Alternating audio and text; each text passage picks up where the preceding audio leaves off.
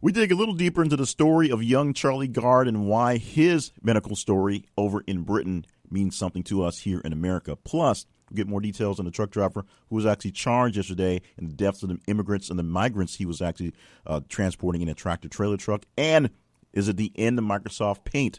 First it was Clippy. Now maybe Paint will be going away very, very soon. We'll have that and more stories in the conversations we had all day yesterday for today's Daily Recap Podcast for July the 25th, 2017.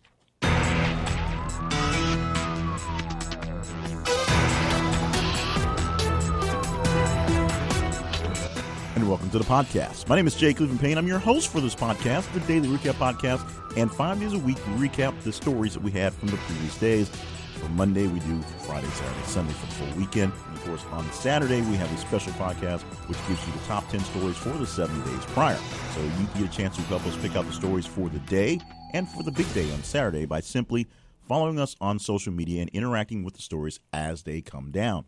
To see us in your Twitter feed, follow th_conversation. To find us in your Facebook feed, look for This Is a Conversation. And make sure you have the messages set so that you see what comes up in our feed. So we do come out in your main feed so you don't miss out on our stories. Or just checking in our website every so often at thisisaconversation.com. Check out our great sponsors there who help us keep things going here on the air, the digital air, if you will, especially this week's big sponsor, and that is Coffee for Less. Go to thisisaconversation.com/coffee for less for a great deal on coffee for even less and a chance to win free coffee for a year. All that simple. Now let's get into free news coverage for the day that was actually yesterday. Let's go into the Charlie Gard story, which is a very, very sad story, a very sad tale, but it parallels so many things where it's originating from with what we're dealing with here in the United States. This is assuming you are here in the States. Now, Charlie Gard is a 11-month-old baby, young man, young child, who has a rare disease and is dealing with fighting for his life, although at the moment he needs the assistance of machines to help him breathe and function and all those things. Now, his parents in England are wealthy. Let's just say wealthy. They have the means to pay for an experimental operation that could save his life and help him grow up to be, in theory, a healthy young man. But the doctors in England say it's not worth it. It's not worth the effort. He's basically possibly suffering, and prolonging his life is just making it even worse, and he wouldn't survive the trip to the United States anyway. President Donald Trump has weighed in on this case, saying bring him to the States and try the treatment. The people in London and England are kind of up in arms because he's staying at a very prestigious hospital that's now getting death threats because of the way the case is being handled. And as we said before, the family has means. The family can actually pay for this thing out of pocket. But what is the big issue is the healthcare system in Great Britain. It is more or less a socialist type of healthcare system, a more universal healthcare, the kind of things that Obamacare sort of was supposed to become, but didn't because of different things put in its place.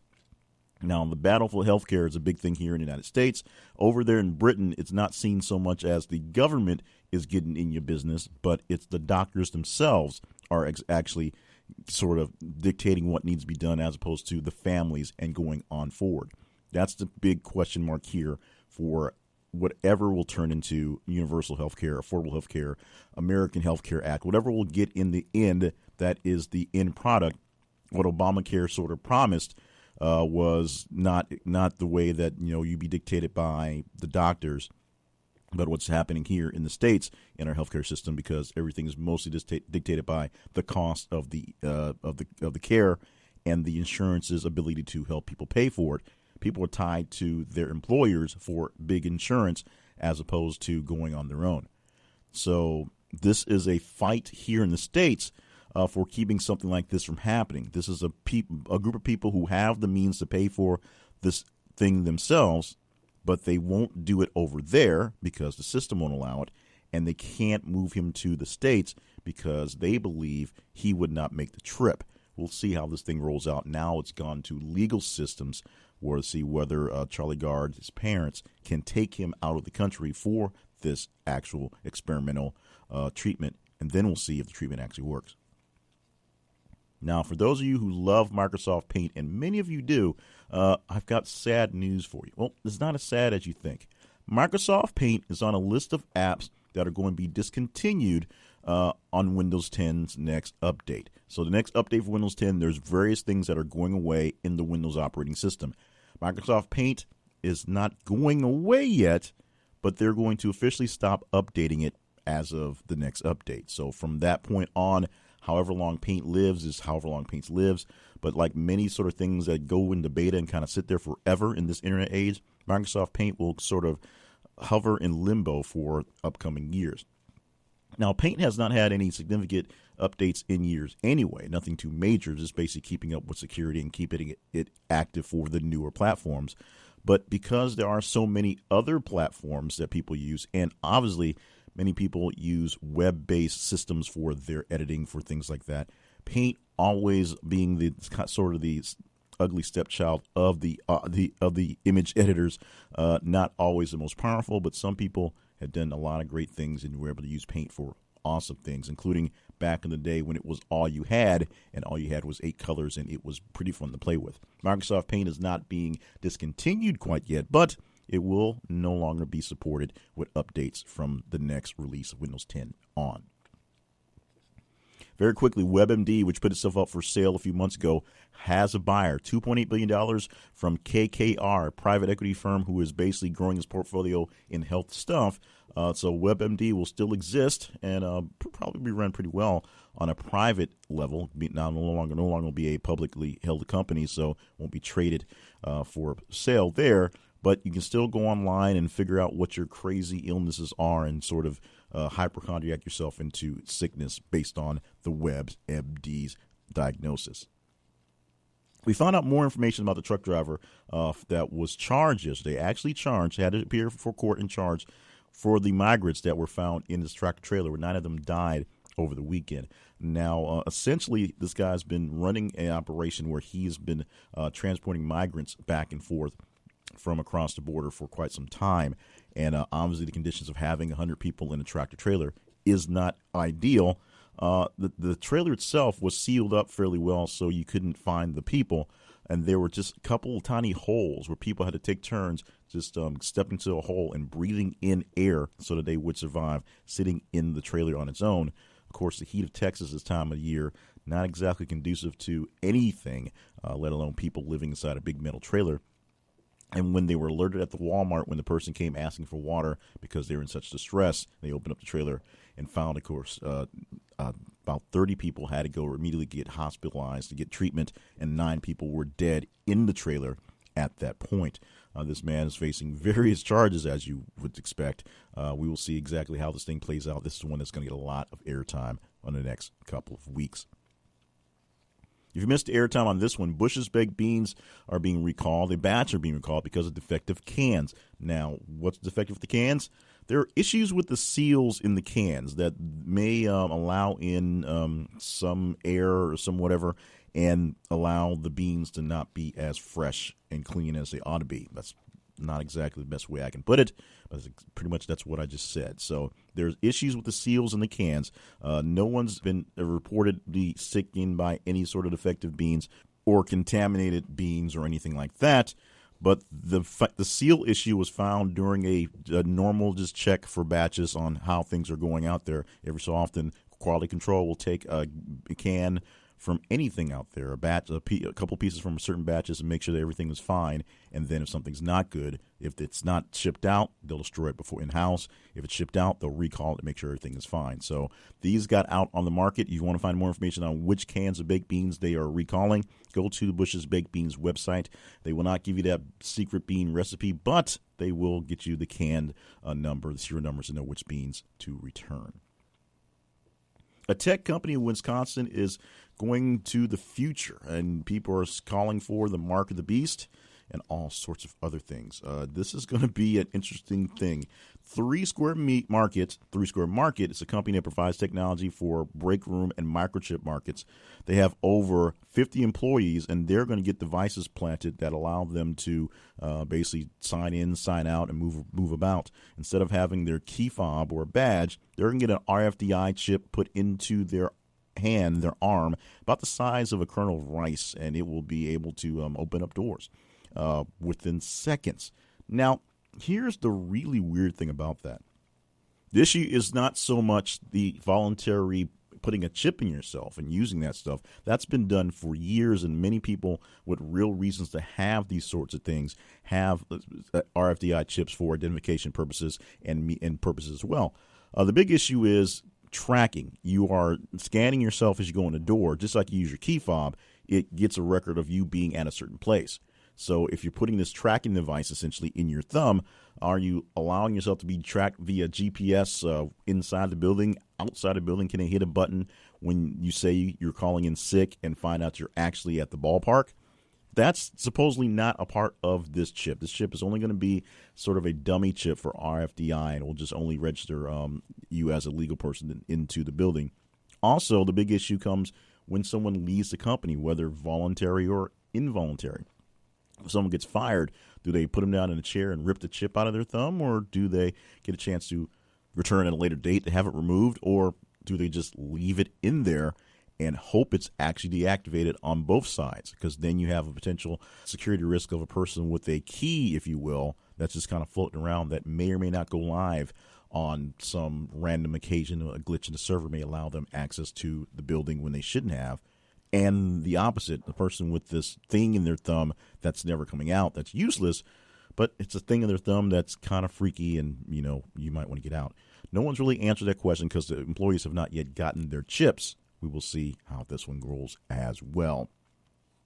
4 medical journals recently did the unthinkable. They accepted papers from a neuroscientist that was writing about something called midichlorians. If that sounds familiar, that's because you're a Star Wars nerd and have seen the first 3 episodes of the Star Wars saga, the actual 4th, 5th, and 6th movie in release order.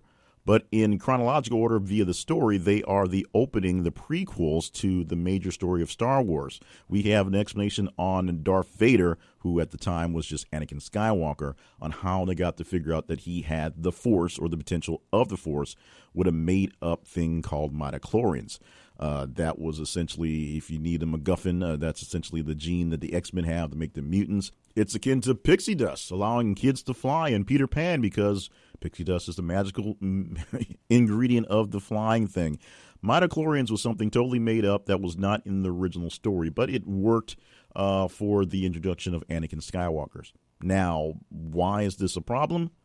Because 4 medical journals, actual real medical journals, accepted the papers, and 3 of them actually published them. And this is a problem that journals have, where they just kind of take in things and don't actually vet them very well, don't check up with any of the actual back and forths. And here's the thing. They also usually ask for money to publish your journals. That's one of the other things about journals themselves. They're having a hard time keeping themselves in business, even though the journals are a necessary part of doctoring. You have to write so many things and publish so many things and get so many things out. And so they are charging an arm and a leg to doctors to publish their studies, and so they can actually stay afloat as a journal, stay afloat as a publication. It's just the way things are these days, and that's one issue in itself. But the fact that they're not vetting the stories and taking in stories with obvious names that are written there to be jokes, such as Dr. Lucas McGeorge and Dr. Annette Kin. So if you kind of pick up on that, should have picked you up in the first place that what they're talking about is literally the makeup of the fake thing called the Force. So next time you're reading a medical journal, if you're one of them to do that, make sure you're checking out the articles and seeing who's doing what and why the articles are being printed. And finally, we got this late last night and kicked it off as quickly as we did. Justin Bieber canceled his tour dates, and we sent the message out saying that he canceled his tour dates for the rest of his current tour. Now, what we woke up to this morning was a lot of grumbling because there was no actual explanation to why the tour was being canceled, and we had people of course, overnight to complain about it. And they expect all people who bought tours tickets ahead of time to return their tickets to their point of origin and get full refunds. But at this point, Justin Bieber is just straight up killing his tour with no reason for the believers to know why. And that's where the big mystery lies right now. Why exactly is Justin jumping off the tour? He just had a new single drop out with some Spanish singers, and it's hot on the charts right now. Basically, everything he does is hot in the charts. He dropped something with DJ Khaled and about 800 of the guys a month ago, and that was, of course, hot on the charts. But him doing his tour, not so hot. And the fact is, his tours were making big money. So this is a big question mark that most people will want to know an answer to, even those who aren't quite believers but do like to check out the money that goes along with the music business, and especially in touring, because that's where all the artists make their money these days, not so much on the music and downloads and plays, but when they hit the concert stages. And that's just the conversation stories for yesterday, recapped for today. We'll have plenty of great ones coming up for today, we are sure. We're going to see lots of things happening up, including we got word early this morning that Daniel Craig is back, baby, for another 007 movie. We'll talk about that in conversations throughout the day and, of course, tomorrow's podcast. To be a part of tomorrow's podcast, you're not going to actually be in the podcast, but you can see the stories and help us pick the ones that need to get the best love. You go to Twitter and follow us at th_conversation. You go to Facebook and look for thisisaconversation.com. Make sure you set your feed so you actually get our messages in your feed. And, of course, go to our main website, thisisaconversation.com. Thank you so much for being a part of everything we got going on. For more information about my other great projects, check out jclevelandpayne.net. Thank you for being into the news, into the stories, and helping us figure out which ones are actually the big ones to talk about. More great big news coming along the way for the website and our mission.